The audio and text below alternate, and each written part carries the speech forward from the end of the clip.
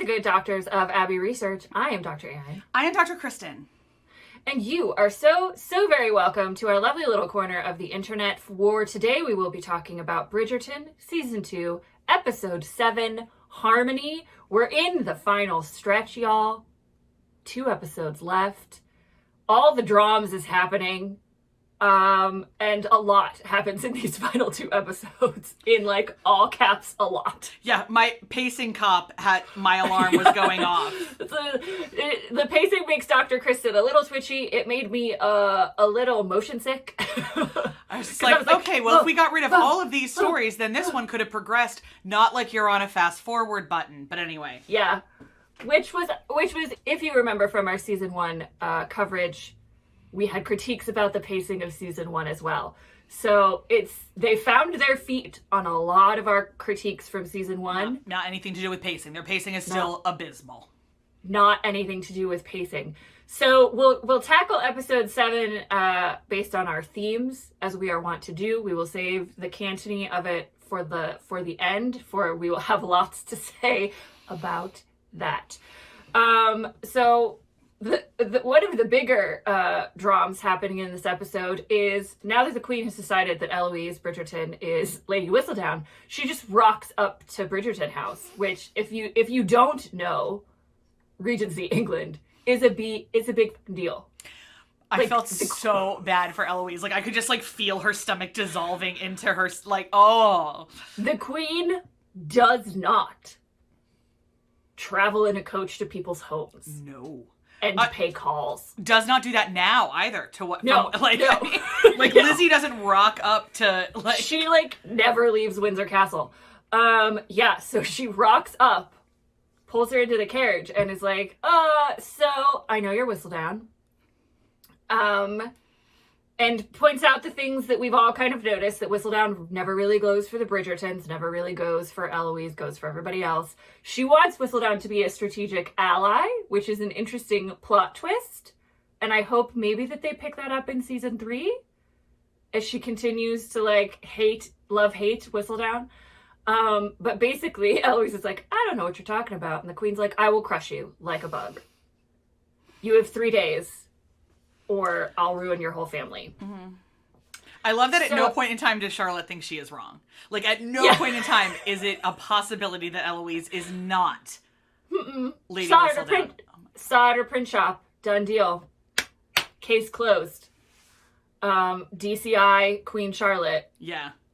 On the case. Oh, gosh.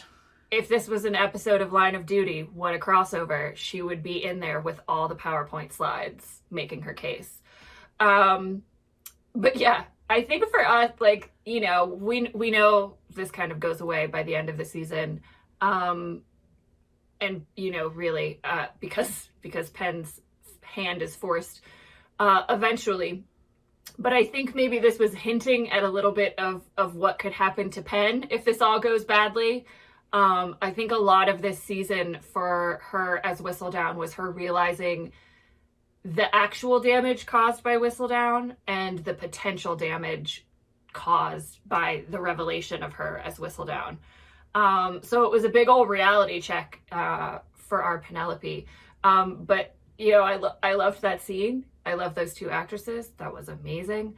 So Penn, following this through, Penn decides she has to help Eloise. She goes to Madame Delacroix, who is super happy to learn that the Queen is involved. Super delighted. Was like, I was not informed this was a possibility. So I didn't sign up for this.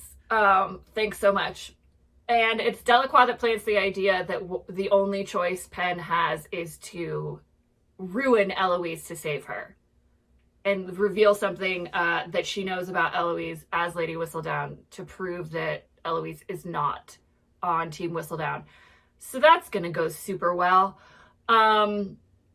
Eloise, in the back and forth with Theo Sharp plot device, she goes to see him. I wanted to see that you were all right. He rejects her because hurt people.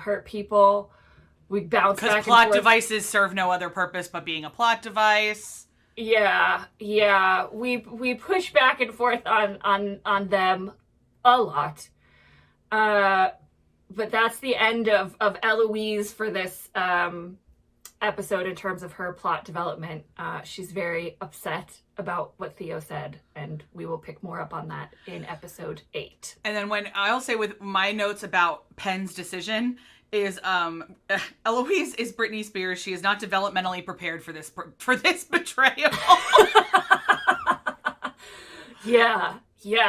It's like conservatorship level betrayal. And like she also reminded me of like the stuff we talked about with Diana in The Crown.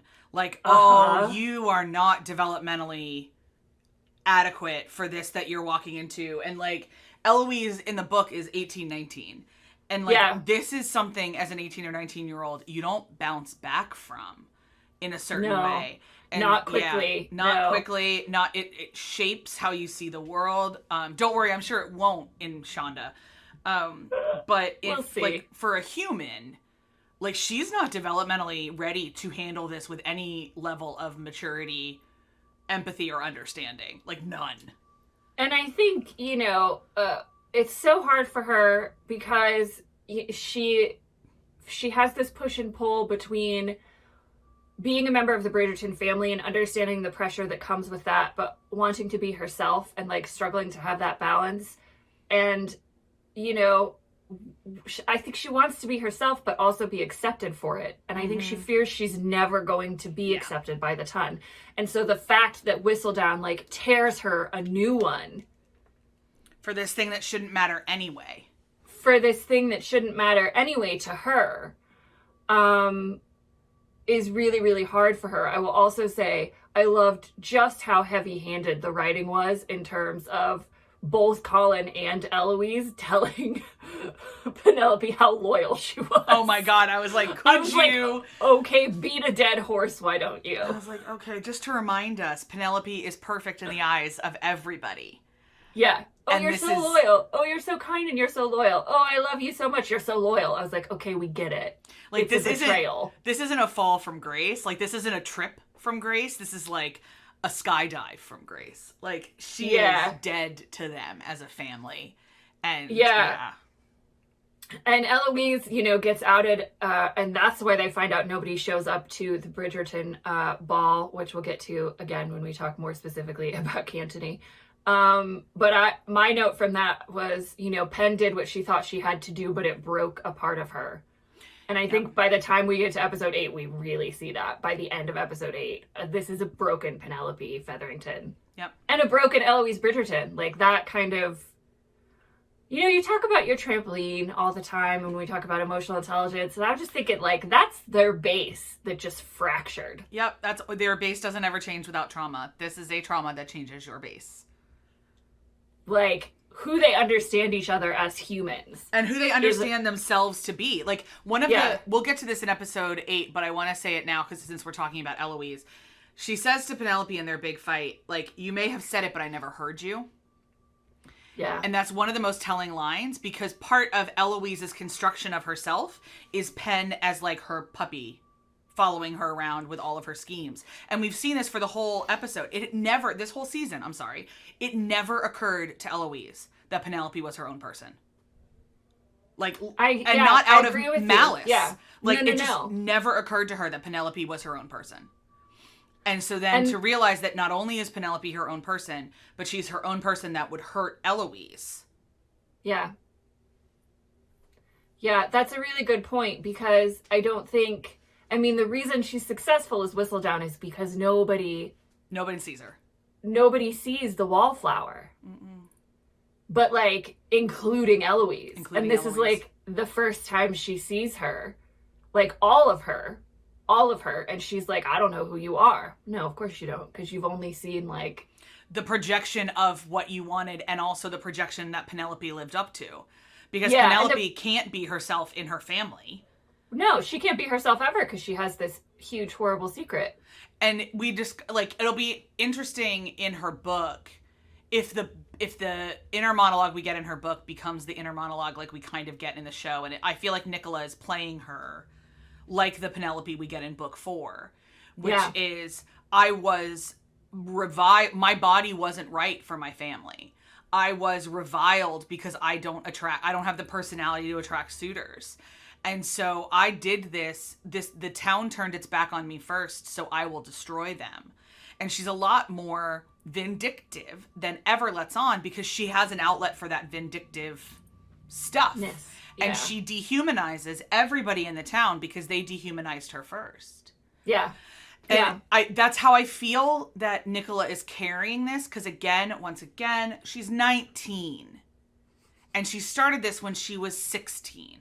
Mm-hmm. Like, 16-year-olds make poor decisions. Yeah, we all literally had, as their job.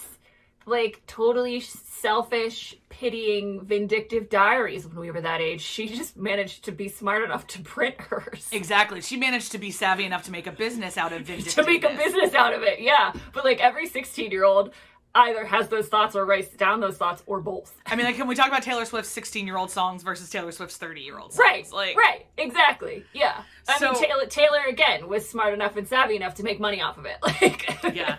There's a reason mine are under my bed for no one to ever read. Yeah, and now it's Olivia Rodrigo doing the same thing. So, Penelope Featherington is in this class of women who are smart enough to turn their teenage angst into a money-making machine. Yeah. So, speaking of the Featheringtons, though, this is a good segue into the nonsense of what the Featheringtons are doing right now. I know. Yeah. I know. So, Portia and Jack continue with their nonsense. I don't really have a whole lot to say about it. And I know you don't either because we're both frustrated with this storyline, although we do like, maybe the reveal we get of Portia's yes, backhandedness at the end. But yeah, in this, it's a plot, like they're just moving the plot forward to get to the reveal in episode 8. Colin decides he wants to invest in Jack Featherington's plans. And even though Portia told him not to, she's like, I told you the Bridgertons were off limits, but then eventually Eloise'S Scandal means that the Bridgertons aren't enough shit that, like, she's like, no, go ahead and take all his money. And I think I'm scrolling through my notes, but I really think that was it for them. I just wrote, what are we doing with the club? Which even at the reveal in episode 8 of the club, I still don't fully understand what we're doing with the club story. I don't, I just found my notes. Will Mondrich doesn't have anyone at his club remind me why I care. And this is just, I guess a reminder that Featherington has some dirt on Mondrich. Like, the reason he has that club is because of the money he made throwing his bout. And the reason Lord Featherington lost all his money is because of that thrown bout in season 1. And then, Mondrich comes in to kind of save Colin. At the end of episode 8. But also 8. Also cool. Yeah. I grew weary. When I think about the Featheringtons, I get tired. But what I don't get tired of is talking about Benedict Bridgerton this season. We get an adorable scene where Anthony comes to visit him at art school, and he's like, "Are you like this all the time? Did you come to admonish me?" Gives him some great advice, really, on changing your perspective. Drunk Benedict, or High Benedict, whatever. Benedict. Yeah, I think we're high. On Substances Benedict is one of my favorite versions. But again, I think we're planting little seeds with Benedict, but also this is all getting Anthony towards his big revelation that he comes to by episode 8. That should have happened in episode 4. But anyway. Sure. Yep. So let's talk about the Bridgertons and the Sharma. That is the big drum.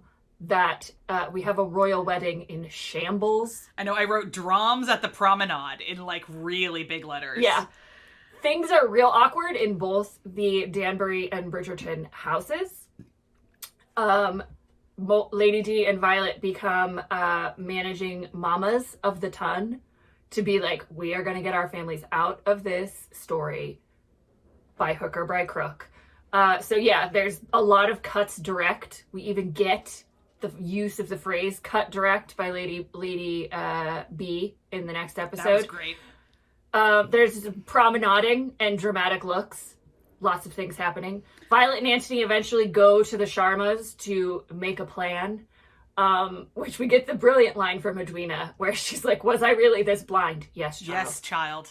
The answer is yes. But yeah, the I whole love this. plan... My note says, I love this idea to hold a ball and expect that those two will not eye fuck the entire time. The entire time. Put them in the same room. Keep putting them in the same room. That's a great idea. That's worked out so well for everyone so far. Yeah, so they decide to plan a ball at Bridgerton House, invite everybody. To show how united they are as as families. Yes, they are families united. I think what I wrote down from this scene was that no one is really seeing the damage this is doing to Kate and Antony. Or Edwina. Yeah. Like, we are so concerned with getting, which again, like, this is warfare. This is the only currency that these families have. This is everything. Both of them, I mean, Lady Danbury is Lady Danbury, but Violet has 6 other kids to marry off. Yeah. And so, like, I get why they're doing it, but at no point in time was the humanity of the 3 people at the core of the scandal discussed or acknowledged, which it would not have been. No. It would not have been. It's one of those, like, oh, once we get this settled, then we can all go to the country and lick our wounds. But right now, the crisis is our reputation. Yeah, and I think too, right, that we can divide this season into 2 parts. Like, everything up to episode 6 was where Antony and Kate were, like, driven by this duty to their family and this responsibility, and that's what kept them apart. And then at the end of episode 6, they kiss, and so then they're, like, now in this never-ending guilt and shame spiral. Where it's like they were guilty all the time. They felt guilty all the time, but they were like, we have our duty. We are responsible. We can stay away from this. And then they faltered, and then it's a bunch of self-flagellation until they realize that they actually have to choose themselves, and that's what their family wants for them as well. But we get a couple heartbreaking scenes from Antony in these 2 episodes. Oh my God. The Bridgerton and the Sharmas then go to the museum together. I will tell you that Antony waiting for Kate to walk by so that he could smell the air is one of the swooniest things I've seen on Bridgerton.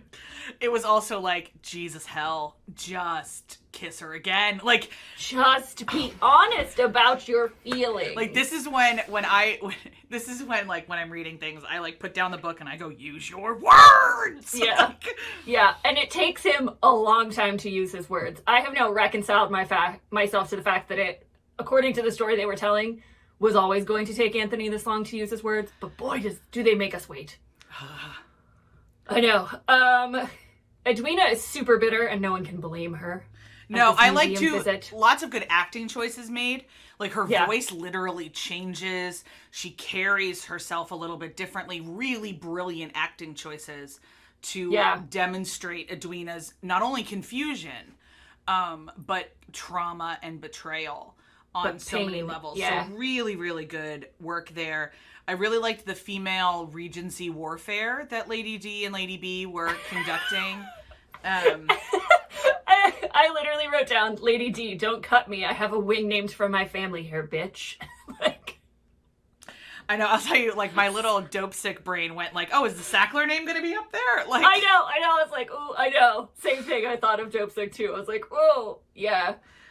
Yeah. Oh, boy. Like, I also, the person who directed episode 7 made some really, I almost feel like they used the soap opera filter. Like, it was a really different visual a couple times. Like, we got a different quality of the lens on their faces sometimes. And to me, that made it heighten how much tension there was. I'm not entirely sure I loved it because I didn't need to be reminded of that tension, but it felt like a different camera, different camera choices. It was a different vibe for sure. I feel like, you know, and that goes to our theory that, like, really the turning point was the kiss. It was the dam that broke, and now there is all of these shambles to clean up or not clean up, or what that looks like. We have a Bridgerton house now for Bridgerton ball time. Violet has decided that the theme of the ball will be harmony. I cannot get over how much they all mocked her for that. I know. Maybe you need a different theme, Mother. Perhaps there's still time to change your theme. Again, here for all the Bridgerton bands anyone ever wants to get me. But, like, really Please. good little cracks about Anthony realizing who he really can be as the Viscount. Like, when he calls, he knows that Francesca wants nothing more, or Hyacinth wants nothing more in her life than to dance. So, as soon as there's not the rest of the town there, he calls Hyacinth down. Like, there's these, like, we get the great natural Anthony is having fun grins. Like, we get, he is available and there and everything, but then even then, he and Kate are like magnets, like that you can't pry them apart. And so I'll just say, I loved the dance scene. I loved it so much. It's one of my favorites. I loved it so much. It was so much. And then the pergola and the conversation at the pergola, which was genius. I know. The dance scene was just so wonderful because I think what we get from Anthony in these last 2 episodes is him realizing how to be a brother and not the Viscount. Or even better, how being a brother makes him a better Viscount. Yeah, and and I think he sees that he can be both, because I think the lesson he took from his father's death was that he could no longer be both. Yeah. Especially because Violet disappeared into her grief for quite a while. And he didn't know how to be a father figure because he was 19. He didn't want to be a father figure because he put his father on such a high pedestal. But he did try to be a Viscount and forgot how to be the human brother. And so you see a couple breaks in these final 2 episodes where he asks Hyacinth down to dance and Gregory comes down. He has a fantastic scene with Gregory in episode 8. But what I wrote down was the specter of Anthony and Kate haunts them all. Mm-hmm. Because at the end of the dance, they're all like, oh, that was nice. That was so much fun. Oh, Kate and Anthony are eye fucking again. Ugh. Edwina's upset. Colin's hungry. Everybody's on brand. Let's get the food. I started laughing. I know. I love too that we know that Luke Newton intentionally did that this season. He was like, I wanted more scenes of Colin eating. And I was like, man understands the assignment. Yeah, exactly. Man has read the books. Yeah. Yes. We'll get to Colin Bridgerton in our recap. Boy, we have some thoughts and feelings. But yeah, what ends up happening is a pergola meeting, which I would like to personally thank HGTV and hours of watching Property Brothers for why I know what that thing is called. And they have one more argument, or many of their future arguments, about why they can't stand each other, because they love each other. I think my favorite line was when she says, oh yes, enthrall me with your self-knowledge and awareness. It's like, girl. I loved the moment where, they finally, emotionally, when he was finally can't we choose ourselves for once? Yeah. I was like, yes, you can. Yes, you can. And so Anthony is a little bit further ahead of our Kate in this journey, because he wakes up in the morning alone.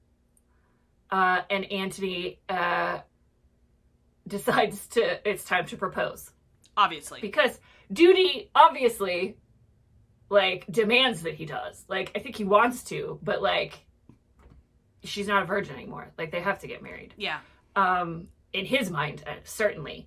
But he shows up with the ring. Kate's not there. She is not choosing herself well. No, and as somebody who has some very strong Kate-like tendencies, I will tell you I did my version of riding. What is your equivalent of riding on a horse in the rain? Whenever I really, really don't want to choose myself, I usually completely dive into a new project.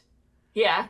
That's my, I needed to choose myself after the trauma of my PhD, and instead I just started a book blog. Yeah.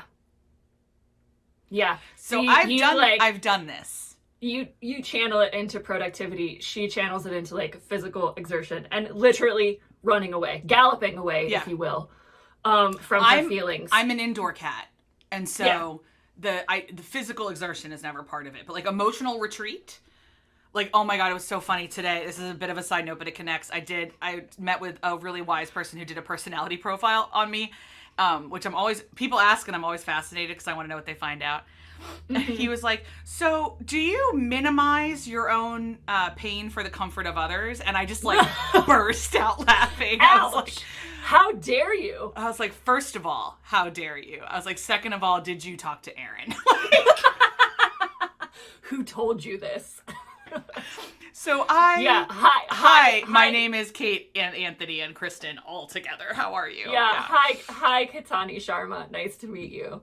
I mean, they just gave Jonathan Bailey so many great lines. Even before I mean, she falls off her horse and hits her head. We know that. That's how the episode ends. But like, all I find myself being able to do is breathe for you. Come on, and writers. like how he like kind of has to whisper it because he's like can't.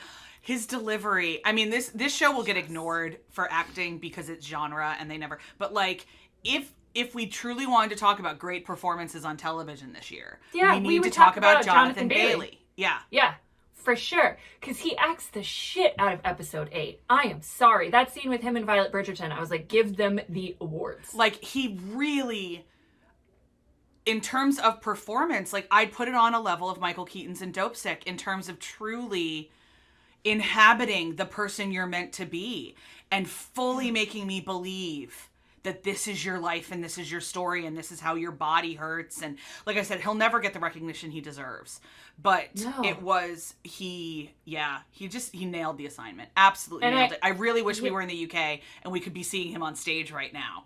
I know. Because if we were in Belfast, we would be booking a flight to go see him on stage. So I know. Yeah, and I mean, I wrote this in my notes for episode 8, but, like, I love his character story arc in this season, actually. Yeah. Like, you know, we've talked about our reconciling to the fact that they changed the trajectory of Kate and Anthony's story, but they stuck to the story that they told. I will give them that credit. Yeah, they told the story they chose well. Yeah. Yeah, but like thinking just about his development, even from season 1 and who he was in season 1 through this whole season, it was remarkably well done. I think well written, but then like it can't be well done if it's not well acted. And like Jonathan Bailey just like hit a grand slam. I was so impressed. He really did. Yeah, so I think we'll end on that note. You know, we'll pick right back up with an unconscious Kate Sharma in episode 8. But I think that's all we have to say about episode 7. I have one last thing in that. Oh yes, please do. This will go into my themes when we do the recap video, but I want to draw it out here. Yeah. Is that one of the themes of this season is balance. Uh-huh. And that we have to be full people all the time. And it's why you can it's one of the things I love that they do with Charlotte. They play out with Charlotte. They play out with Violet talking about her grief. When you are just one piece of you, you cannot function in a cohesive community. And so we see, you know, with Penn, the secretiveness. We see with Anthony and Kate, their utter devotion to duty without any other conversation. So what I wrote in my notes is the lesson of this episode, much like the lesson of Hamilton, is that you need balance. Someone needed to take a break. So you have to do things for yourself. Take a break. So that, because if you don't, you will rage fuck in a pergola. So. I mean, actions have consequences. But yeah, I mean, I think you can see that, you know, a lot of romance is like, I think that's kind of a romance theme. You are correct. It's finding balance. Like, every romance story is about, like, the two characters, like, learning something about themselves, learning how to be fuller versions of themselves, and finding that balance so that they can be together. Yeah. Because that's what we got with I always want to say Diamond and Daphne. That's hilarious. Simon and Daphne. In season 1, I think we're seeing how imbalanced Eloise is, Penelope is, Colin is, Benedict is, everyone is, until they like find out how to be themselves. Yeah. And the beauty of romance also is they give us the epilogues where we see what balanced humans look like. Yeah, and we get that a little bit in this episode, and we'll talk about it in episode 8. But also how we can just since we know they watched our recaps last season because they gave us a Southeast Asian Kate. That's right. Yes, speaking directly to the Bridgerton writers right now. We can possibly have more than 4 minutes in an epilogue. Like, you can give us an entire episode. It could be a montage. The epilogue. It could. We can live in the happily ever after. I promise. I know this feels counterintuitive, but if COVID has taught us anything, it's that all of us are deeply hungry for joy. So if you could just lean in next season and give us a little bit more joy, if the pacing could be just a little bit shifted, just a little bit, I'd really appreciate more joy. Yeah, and I just had several ideas for what I would have liked to have seen in a slightly longer epilogue, so I will save those for I do episode too. 8. Yeah, we can talk about what was missing from the epilogue and how we would fix it when we get to episode 8. But for now, that's us for episode 7. We hope you enjoyed our discussion. Please comment below if you want to engage in the discussion. We always want to hear from you. If you liked this enough that you would like to see more of it, please don't hesitate to subscribe to the channel. Click the bell, so ring the bell, whatever you do with the bell so that you don't miss any of our videos. We produce a lot, between 4 and 6 a week, which is a little bit crazy, but we're crazy gals. So please make sure you do all of that, or find us on socials to stay in touch and see what we're up to next. Also in the downstairs will be any relevant links that we found interesting for this episode, but also a link to sign up for our digest if you are interested in hearing more from us in a written form. But for now, we will bid you adieu and see you again for episode 8. Fare thee well.